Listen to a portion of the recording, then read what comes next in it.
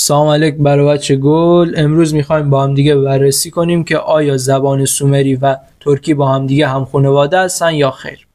اصلا چرا ترکا میان همچین ادعایی رو مطرح میکنن که سومری و ترکی هم خانواده است و این ادعا از کجا نشأت میگیره؟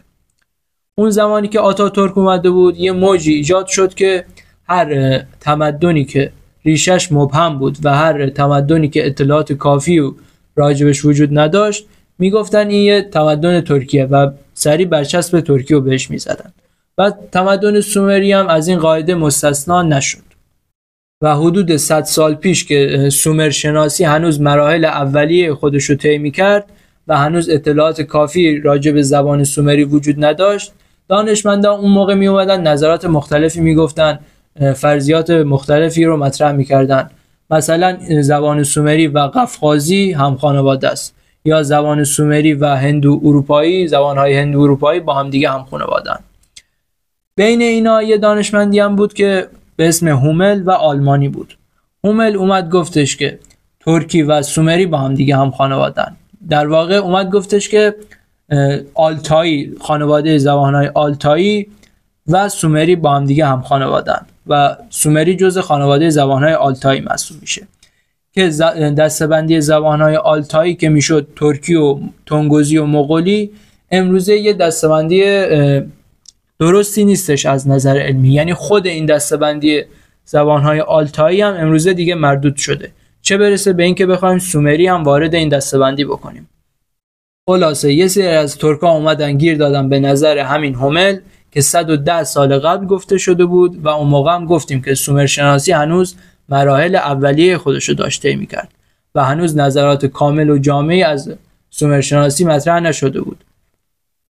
اما این نظریه هومل همون 110 سال پیش هم خیلی اعتباری پیدا نکرد و جاستروی که یه استاد دانشگاه بود توی دانشگاه پنیسیلوانیای آمریکا میگه که بین نظریات سومل ما هیچ گونه دلیل قانع کننده مبنی بر این که سومری و ترکی با هم دیگه هم خانواده باشن پیدا نمی کنیم و مترادف‌های ترکی و سومری که اومده متصور شده اطمینان و اعتماد قابل بجای رو به ما نمیدن.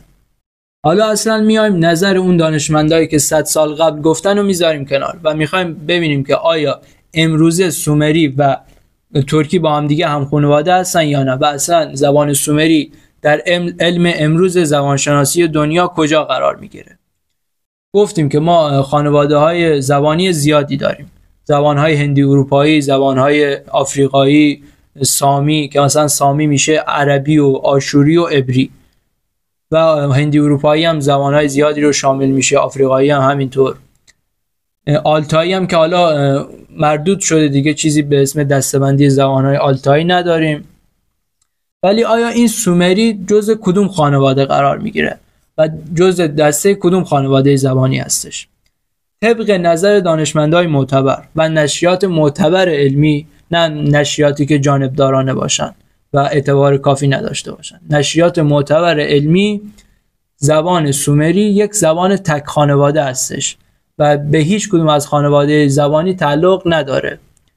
پس تکرار میکنم، زبان سومری کاملا یک زبان مستقل و تک خانواده ایه و همه این نظراتی که میگن با فارسی هم ریشه است، با نمیدونم ترکی هم ریشه است، خیلی ها میخوان سومری رو به خودشون بچسبونن، از اساس باطله.